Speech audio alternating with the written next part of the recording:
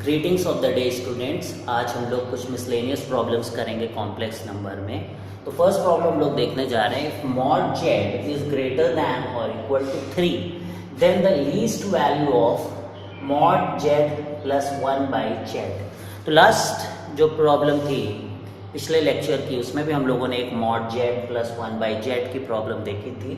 आज फिर हम लोग एक mod z plus 1 by Z, काफ़ी हिट टॉपिक है कंपटीशंस के लिए, इसलिए हम लोग इस पर एक और प्रॉब्लम कर रहे हैं। और कभी भी अगर mod z plus 1 by Z हो तो हमें जेड को आर ई की पावर आई थीटा लेना चाहिए। ठीक है, अभी दिखाएंगे कि कैसे इसको लेके हम लोग क्वेश्चन कर सकते हैं। तो जेड को मैंने क्या मान लिया, z is equal to r e की पावर आई थीटा। ऑलरेडी आप जानते हो दिस इज यूलर्स फॉर्म, तो z is equal to r e की पावर माइनस आई थीटा। अब 1 बाई जेड क्या हो जाएगा, 1 by z can be written as 1 by r e की पावर माइनस आई थीटा। ठीक है, अब वी कैन राइट दिस, अगर इसको कॉस के फॉर्म में लिखे तो that will be r times cos theta plus iota sine theta, और इसको अगर लिखें तो that will be 1 by r cos theta, minus रखेंगे तो cos of minus theta is basically cos theta only, लेकिन sine of minus theta is minus sine theta, तो यहाँ पर माइनस आयोटा साइन थीटा हो जाएगा। अब इन दोनों को ऐड कर रहे हम लोग, Z plus 1 by Z add करेंगे तो कॉस थीटा को अगर हम लोग कॉमन लेंगे this will come out r plus 1 by r, और साइन आयोटा साइन थीटा को कॉमन लेंगे तो that will be r minus 1 by r. Clear है? अब इसका मॉड लेंगे, तो मॉड ले लेते हैं बिकॉज हमें इसका ही लीस्ट वैल्यू पता करना है, that is mod z plus 1 by z. तो क्या हो जाएगा, दिस इसका स्क्वायर प्लस इसका स्क्वायर का अंडर रूट ये हो गया हमारा। इसका square is basically cos square theta r plus 1 by r का होल स्क्वायर, और इसका स्क्वायर करेंगे तो साइन स्क्वायर थीटा और आर माइनस 1 बाई आर का स्क्वायर।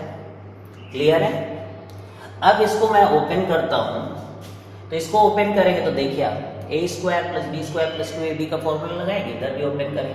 इसका जो फर्स्ट टर्म होगा ओपन करके आर स्क्वायर आएगा, और इसका भी देखिए आर स्क्वायर आएगा, और लेकिन इनके कोफिशिएंट देखिए cos square plus sine square theta क्या हो जाएगा 1, तो यहाँ बेसिकली हमें आर स्क्वायर मिलने वाला है।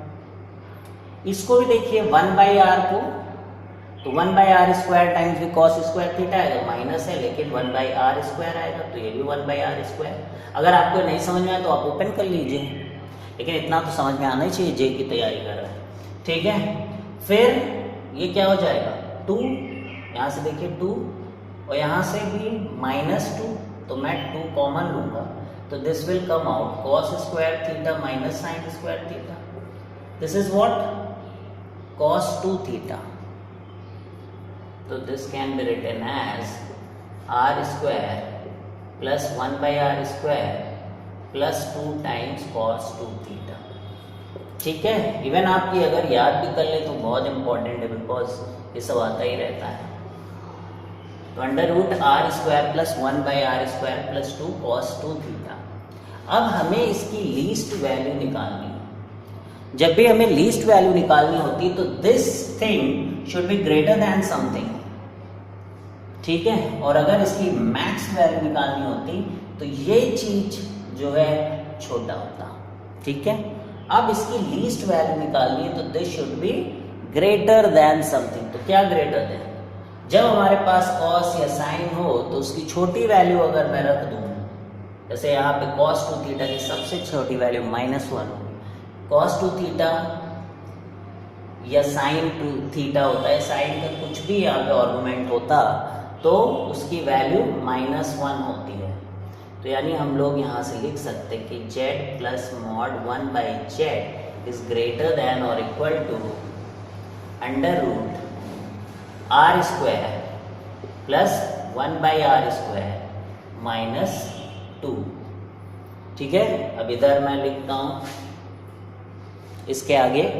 अब ये देखिए आप क्या है, बेसिकली आर माइनस 1/r का होल स्क्वायर, और उसका अंडर रूट भी है तो that will be r minus 1/r।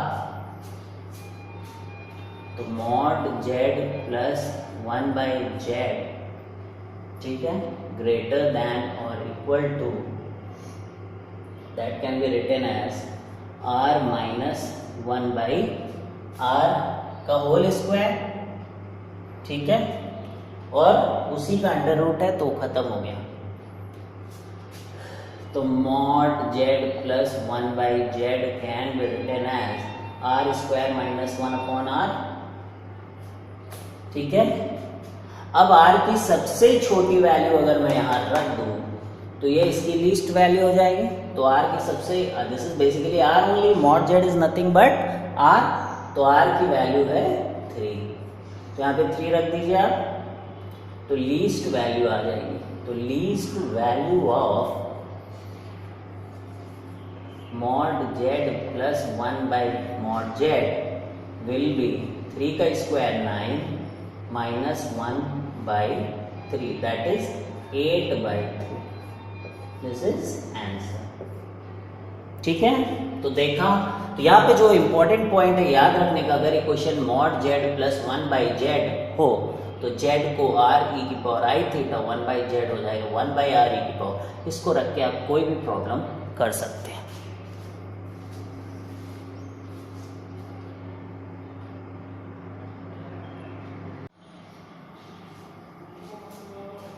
अब हम लोग सेकंड प्रॉब्लम देखने जा रहे हैं। क्वेश्चन है, if z is equal to r e की power i theta then find the modulus of e की power i z where r, theta are real number, ठीक है। तो अगर इस क्वेश्चन को देखें हम लोग, तो अगर हम ये सोचें कि e की पावर i z है तो इसमें हम यूलर्स फॉर्म लगा देंगे तो ये करेक्ट हो जाएगा, बट दिस इज रॉन्ग, ठीक है। अगर कोई इस क्वेश्चन को ऐसे करता है कि e की पावर i थीटा, तो मैंने पढ़ा है होता है cos theta plus iota sine theta, और इसका मॉडुलस लेंगे तो under root cos square theta plus sine square theta 1 आएगा। लेकिन यहाँ पे आपको ध्यान रखना होगा कि ये तभी हम लोग यूलर्स फॉर्म लगा सकते हैं जब थीटा रियल हो, बिकॉज कॉस थीटा और साइन थीटा भी तभी डिफाइंड है जब थीटा रियल हो, ठीक है। तो यहाँ पर e की पावर आई जेड है, रियल नंबर नहीं है, क्या है, कॉम्प्लेक्स नंबर है, इसलिए ये वाला फॉर्मेट नहीं। बहुत सारे बच्चे कर सकते कि e की पावर आई जेड, तो लिखेंगे e की power i z cos z plus iota j sine z, और उसका modulus is 1 cos square z plus sine square z, that is पूरी तरीके से रॉन्ग, ठीक है। अब यहाँ पर हम लोग अलग तरीके से इसको देखते हैं। तो सबसे पहले यहाँ अगर देखें तो e की पावर में कौन है, आई जेड, तो सबसे पहले मेरा काम होना चाहिए आई जेड को निकालना। तो जेड को मैं लिख सकता हूँ cos theta plus iota sine theta, ठीक है, और आयोटा जेड यानी आयोटा से मल्टीप्लाई कर दो तो आयोटा कॉस थीटा और आयोटा स्क्वायर साइन थीटा, तो आयोटा स्क्वायर होता माइनस, तो that is minus sine theta plus iota cos theta. Clear है। अब इसको हम लोग e की पावर में रख देंगे, ठीक है, e की पावर माइनस साइन थीटा, ठीक है, प्लस आयोटा कॉस थीटा, ठीक है, और जेड में आर भी था, उसे नहीं भूलना है, ठीक है, नहीं रॉन्ग हो जाएगा, दिस इज आर ऑल्सो, तो यहाँ पर एक आर भी है मल्टीप्लाई इसके साथ, ठीक। अभी हम लोग ये आयोटा जेड को लिख रहे हैं। अब e की पावर आयोटा जेड लिख लिया, ये आयोटा जेड था, ठीक है। इसको थोड़ा सा e की पावर आयोटा जेड, अब इसको e की पावर आयोटा जेड है तो इस पूरे को e की पावर में रख देंगे, this will become minus r theta plus iota r cos theta, ठीक है। तो दिस विल बिकम e की power minus r sine theta, और इसको हम लोग अलग कर दें तो दिस इज e की power iota r cos theta. यहाँ से बहुत इंपॉर्टेंट है। अगर r को देखिए, r क्या है, रियल, थीटा रियल है तो कॉस थीटा भी रियल हो जाएगा, तो दिस इज, ये पूरा रियल है। तो इस पूरे रियल चीज को अगर मैं अल्फा मान, ठीक है, बिकॉज दिस इज रियल, तो रियल होने से क्या फायदा होगा कि थीटा अगर रियल होता है तो यूलर्स फॉर्म लगा सकते हैं। अब यहाँ पर ये रियल हो गया तो यहाँ क्या लगा सकते हैं, यूलर्स फॉर्म। तो यूलर फॉर्म अगर लगाएंगे इसमें तो इसका मॉडुलस क्या हो जाएगा, 1 ही हो जाएगा, बिकॉज मैं इसको e की पावर आई अल्फा लिख दूंगा, फिर इसे आगे चल के लिख दूंगा cos alpha plus iota sine alpha. तो इसका मॉड अगर मैं करूँगा तो ये 1 आएगा, ठीक है, वो आगे की बात है, इसको मैंने अभी लिख लिया और इसको लिख लिया ये, ठीक है। अब मॉड लेना है मुझे। मॉड जानते हैं आप कॉम्प्लेक्स नंबर में क्या होता है कि अगर Z1 Z2 का मॉड करते हैं तो प्रॉपर्टी हम लोगों ने पढ़ी है मॉडुलस की प्रॉपर्टीज में कि आप अलग अलग मॉडुलस कर सकते हैं। तो इसका मतलब e की power minus r sine theta, और ये हो गया। अब इसका modulus is 1 because under root cos square alpha plus sine square alpha 1 हो जाएगा। तो मॉड ऑफ e की power i z is basically mod of e की power minus r sine theta. अब लास्ट स्टेप यहाँ पे बचा है, माइनस आर, अगर e की पावर माइनस अल्फा यानी कि 1 अपॉन e की पावर r साइन थीटा लिख सकते हैं, और दिस इज ऑलवेज पॉजिटिव। अगर 1 अपॉन e की पावर x का ग्राफ देखें हम लोग और x रियल हो तो दिस इज ऑलवेज पॉजिटिव। तो अगर ये दिस इज ऑलवेज पॉजिटिव, इसका मतलब कि इसके मॉड को हम लोग जो है बिना मॉड के लिख सकते, because this is positive, always positive, mod लगाने की कोई ज़रूरत ही नहीं। तो इसका मतलब कि हम इसे ये आंसर लिखें। तो यहाँ हमें इस क्वेश्चन से क्या सीखने को मिलता है कि हमें आँख बंद करके यूलर फॉर्म नहीं लगाना है। हमें ये समझना है, कॉन्सेप्ट यहाँ पर ये है कि ये कॉम्प्लेक्स नंबर है तो we have to approach in different way, और वो अप्रोच यहाँ पे हमने दिखाई। लेकिन ये बहुत जरूरी कि e की पावर आई थीटा को कब हम ऐसा लिख सकते हैं, cos theta plus iota sine theta, जब थीटा रियल होगा तभी ये काम कर सकते हैं। क्लियर है?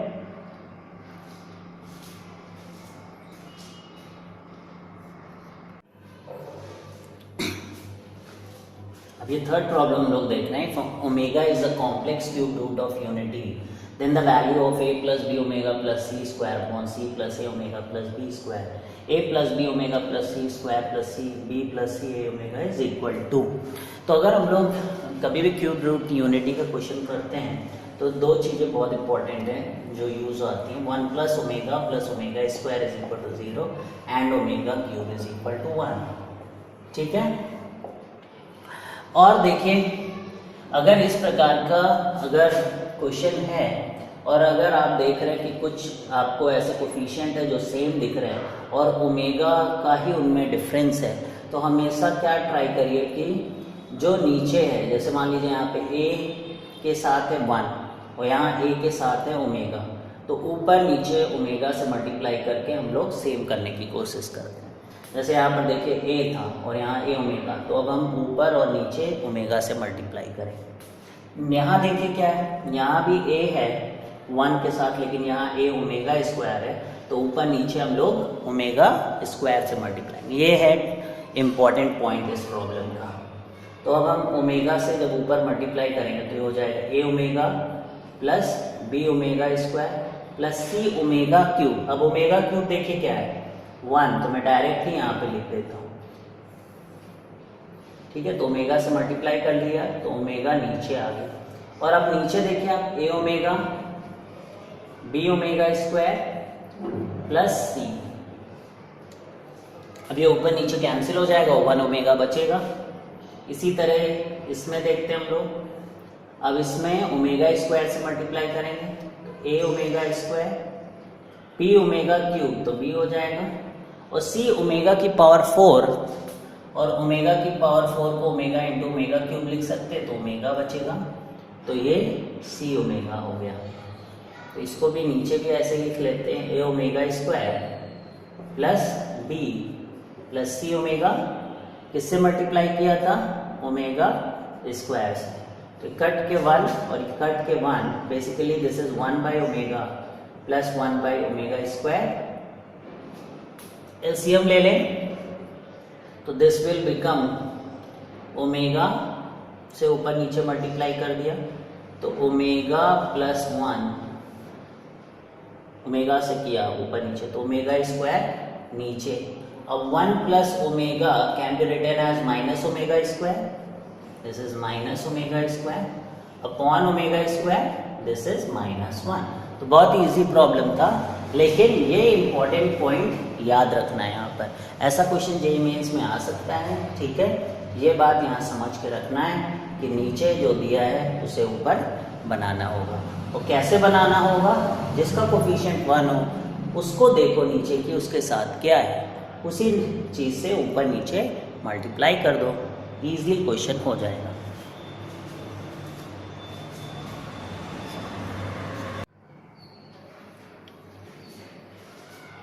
तो हम इस प्रॉब्लम को देख रहे हैं, if x square plus x plus 1 is equal to 0 then the value of x plus 1 by x का whole square plus x square plus 1 by x square का whole square plus x cube plus 1 by x cube, और ऐसे करते हुए x की power 27 plus 1 upon x की power 27 का whole square की वैल्यू निकालनी है।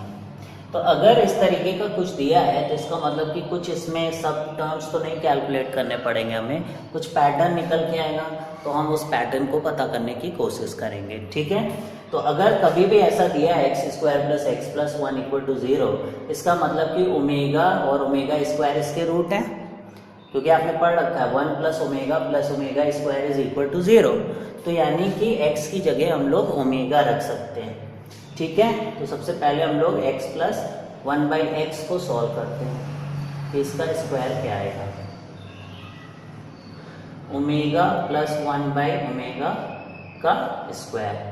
तो 1 की जगह रख दूं ओमेगा क्यूब, ठीक, 1 को ओमेगा क्यूब भी लिखते हैं और ओमेगा से इसको कैंसिल करेंगे तो दिस इज ओमेगा स्क्वायर। और फिर 1 plus omega square equal to 0, तो omega square plus omega is -1, तो -1 का होल स्क्वायर इज बेसिकली 1, ठीक है। ये समझ में आया। तो पहला टर्म हमारा 1 हो गया। अब इसको देखते हैं हम लोग, ये है omega square plus 1 by omega square, तो यानी omega cube by omega square, 1 को ओमेगा क्यूब लिख दिया, इसको रख दिया ओमेगा स्क्वायर, तो कट गया। अगेन ये बन गया ओमेगा स्क्वायर प्लस ओमेगा, जिसकी वैल्यू क्या होती है -1 का होल स्क्वायर, ये भी 1 आ गया, ठीक है। अब एक बार हम लोग ओमेगा अगला टर्म देखेंगे, अगला टर्म होगा x cube plus 1 by x cube का होल स्क्वायर। तो ओमेगा क्यूब यहाँ रखेंगे तो 1 हो जाएगा, और यहाँ पर 1 अपॉन ओमेगा क्यूब, 1 को भी ओमेगा क्यूब, तो ये 1 प्लस 1 का होल स्क्वायर दैट इज 4। तो अगला टर्म 4 हो गया। नेक्स्ट टर्म क्या होगा, x की पावर 4 प्लस 1 बाई एक्स की पावर 4 का होल स्क्वायर। इसको देखते समझते हैं।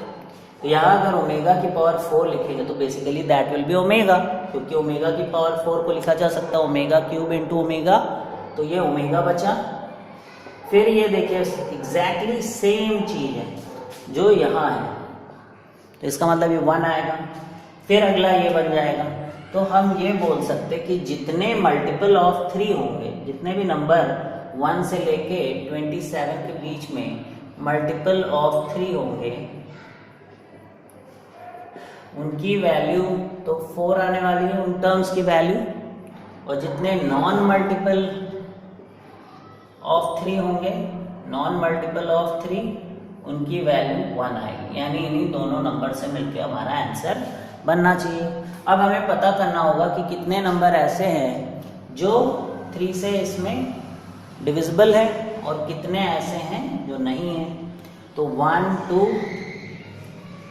2 3 ऐसे 4 5 6, तो ऐसे करते हुए 25 26 27, तो ये 3 ये 9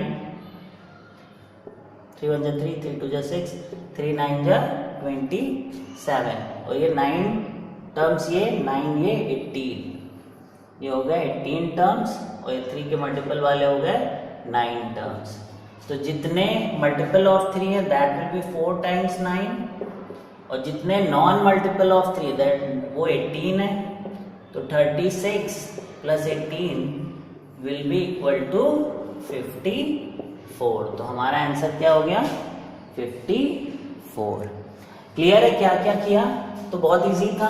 यहाँ ओमेगा प्लस 1 ओमेगा रखा, -1 आ गया सॉल्व करके। Omega square plus 1 by omega square आया, यहाँ पर भी -1 आ गया। अगला टर्म था omega cube plus 1 by omega cube, 1/2 हो गया, 2 का स्क्वायर केम 4। फिर उसके बाद टर्म्स रिपीट होने लगे।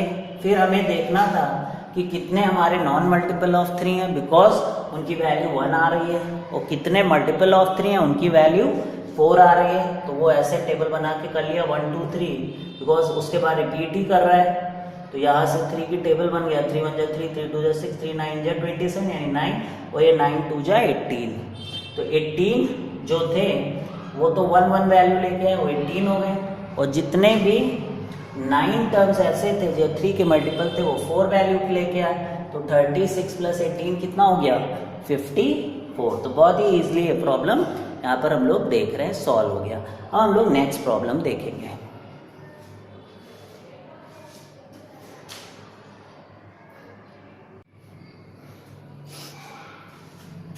हम लोग ये प्रॉब्लम देखते हैं यहाँ पर। If alpha and beta different complex number with mod of beta is equal to 1, then find the value of mod of beta minus alpha upon 1 minus alpha bar beta. ठीक है, तो यहाँ पर अगर देखें हम लोग mod beta is equal to 1 दिया गया है, तो यानी मॉड जेड अगर 1 दिया हो तो इसका स्क्वायर कर सकते हैं हम लोग। मॉड जेड का स्क्वायर भी 1 होगा, यानी z z bar is equal to 1। तो जेड को लिखा जा सकता है 1 बाई जेड बार। ठीक है, तो उसी तरीके से यहाँ पर अगर हम लोग z is equal to z bar लिख सकते हैं, तो बीटा को हम लोग यहाँ पर 1 बाई बीटा बार भी लिख सकते हैं, क्योंकि देखिए मॉड बीटा भी 1 है, तो बीटा को क्या लिखा जा सकता है 1 बाई बीटा बार। तो यहाँ क्या करेंगे, बीटा की जगह रिप्लेस करके उसको 1 बाई बीटा बार कर देंगे, तो वो अल्फा बीटा बार और 1 माइनस अल्फा बार बीटा हो जाएगा, और नीचे हमारे पास एक बीटा बार आ जाएगा। ठीक है, समझ में आया? ये चीज का यूज किया हम लोगों ने। जैसे देख लीजिए क्या किया, मॉड जेड 1 था तो mod z square, because mod z is not very important, mod z square is important, so I have squared both the sides. तो z z bar is equal to 1, this is very important property. कहाँ से idea आया कि मुझे यहाँ जाना ही चाहिए और इसी को यूज करना चाहिए? ये आइडिया आया जब हमें किसी भी क्वेश्चन में कॉन्जुगेट दिखे, मॉड दिखे, तो हमें इसी आइडेंटिटी के बारे में सोचना चाहिए। और फिर यहाँ पे मॉड ये यूनी मॉडुलर भी है, तो ये चीज़ हम यहाँ पर यूज कर सकते हैं। तो मैंने यहाँ पर बीटा की जगह 1 बाई बीटा बार सब्सटीट्यूट कर दिया, ये आ गया। अब आप जानते हैं कि mod Z1 Z2 is equal to mod of Z1 mod of Z2 and also mod of Z1 upon mod Z2 can be also written as mod Z1 upon mod Z2। इन सब प्रॉपर्टीज को use करके what I can do कि ऊपर 1 minus alpha beta bar का mod और beta bar का mod और मॉड ऑफ 1 माइनस अल्फा बार का बीटा, ये सब अलग अलग कर लिया। ठीक है, अब अगर मॉड बीटा 1 है और मॉड ऑफ बीटा स्क्वायर 1 है, तो मॉड बीटा बार भी 1 ही होगा। तो यहाँ से मेरा बीटा बार 1 हो गया। ठीक है, तो मेरे पास बचा 1 minus alpha beta bar upon 1 minus alpha bar beta.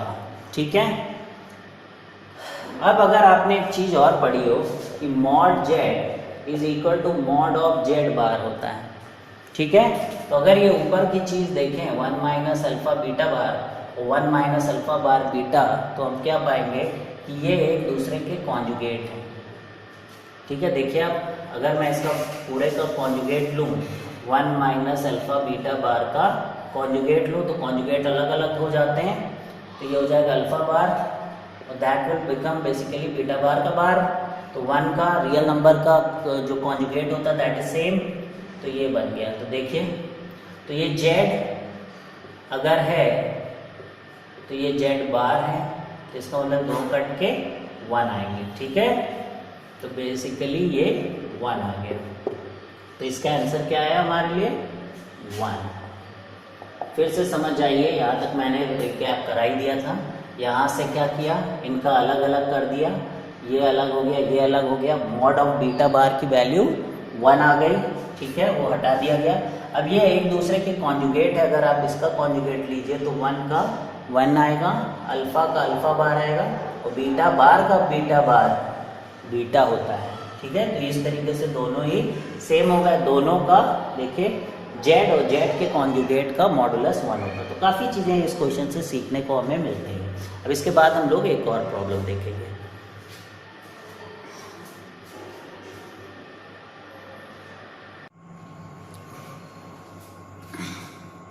अब हम लोग यहाँ पे क्वेश्चन देखने जा रहे हैं। z is complex number and mod of z plus 4 is less than और equal to 3, then find the greatest value of mod of z plus 1। काफ़ी क्वेश्चन हम लोग इस तरीके के कर चुके हैं, और जब भी इस तरीके का हो कि इधर मॉड दिया गया हो कॉम्प्लेक्स नंबर के ऊपर और इधर कुछ दिया हो, तो वो सर्कल रिप्रेजेंट करता है। और ये मॉड वाले क्वेश्चन मोस्टली ज्योमेट्री से हो जाते हैं, तो इसलिए इनको अब हम लोग और अच्छे समझने की कोशिश करते हैं आखिर क्या कहना चाह रहा है। तो सबसे पहले हम लोग सेंटर की बात करेंगे।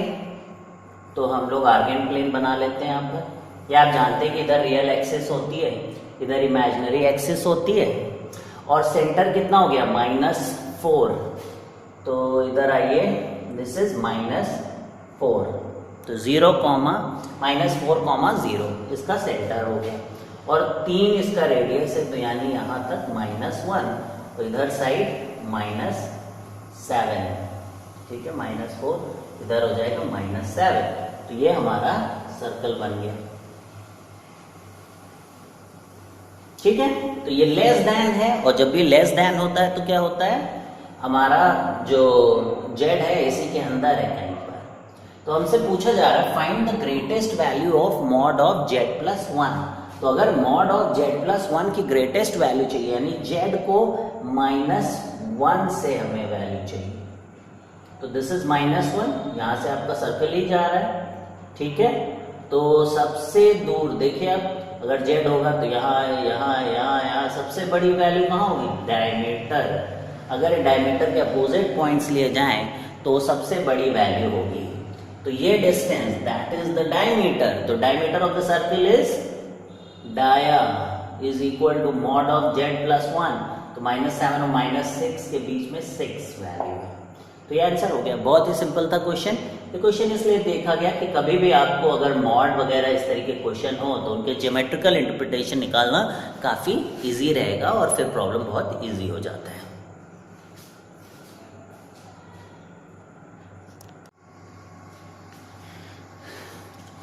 अब हम लोग एक बहुत ही इंपॉर्टेंट क्वेश्चन देखने जा रहे हैं कॉम्प्लेक्स नंबर का। तो क्वेश्चन है यहाँ पर, if alpha comma beta and gamma are roots of this equation and omega is complex root of unity, then alpha -1 upon beta -1, beta -1 upon gamma -1 plus gamma -1 upon alpha -1 की value क्या होगी। तो सबसे पहले मुझे इसके रूट्स निकालने पड़ेंगे। तो देखते हैं, x³ -3x² प्लस 3x और -1 प्लस 8 इक्वल टू 0। ऐसा क्यों कर रहा हूँ मैं, कहाँ से मुझे आइडिया है कि ऐसा ही करना चाहिए यहाँ पर। अगर मैं इसको देखूँ x³ -3x² प्लस 3x, अगर मैं यहाँ पर 1 रख के देखूँ तो 1 - 3 प्लस 3, अगर -1 हो जाए तो दिस विल बिकम x - 1 का होल क्यूब। तो ये सारी चीज़ें बहुत यूज़फुल रहती हैं, इसलिए x - 1 का होल क्यूब, x + 1 का होल क्यूब, ये सब बहुत ही जल्दी हमें क्लिक करने चाहिए। तो यहाँ से ये हो गया x - 1 का whole cube and this is 8 equal to 0। तो ये x - 1 का whole cube is equal to -8। तो x - 1 इज इक्वल टू -8 की पावर 1/3।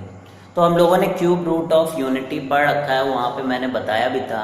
अगर क्यूब रूट ऑफ यूनिटी की जगह और कोई नंबर आ जाए तो कैसे हम लोग उसके रूट्स को रिप्रेजेंट कर सकते हैं। जैसे बाई चांस अगर 8 के हमें क्यूब रूट ऑफ निकालने होते हैं तो आपने पढ़ रखा है कि 1 का जो क्यूब रूट होता है they are 1 omega and omega square, ठीक है, ये 3 रूट्स आते हैं उसके। उसी तरह अगर 8 होगा तो आएगा 8 का देखिए 2 होता है तो 2 को बाहर करके 1 का ही वो क्यूब रूट है बेसिकली, तो 2 ओमेगा स्क्वायर। तो माइनस है तो माइनस बाहर लिया जा सकता है, तो इसके जो रूट्स हो जाएंगे x माइनस 1 की जो वैल्यूज आएंगी वो अलग अलग कौन सी वैल्यू आ सकती हैं, -2 omega and -2 omega square, 3 roots हैं।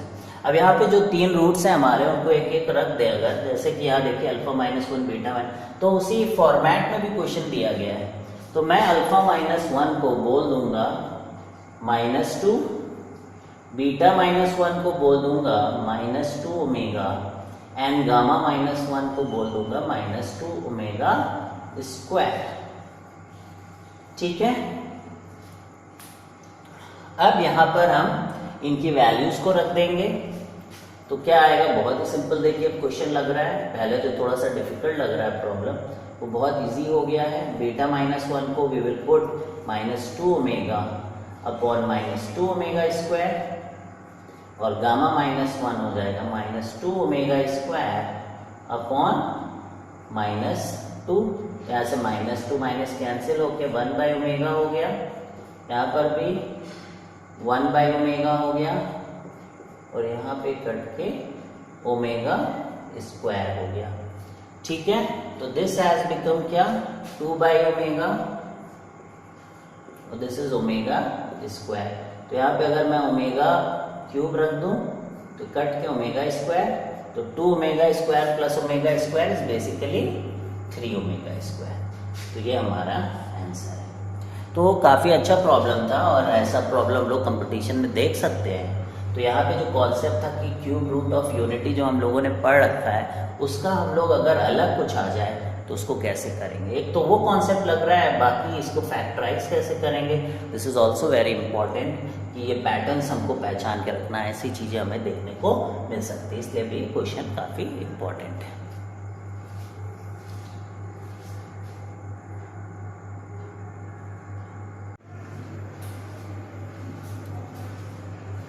हम लोग ये प्रॉब्लम करने जा रहे हैं, इफ x माइनस 1 की power 4 minus 16 is equal to 0 then the sum of non real complex roots of the equation है।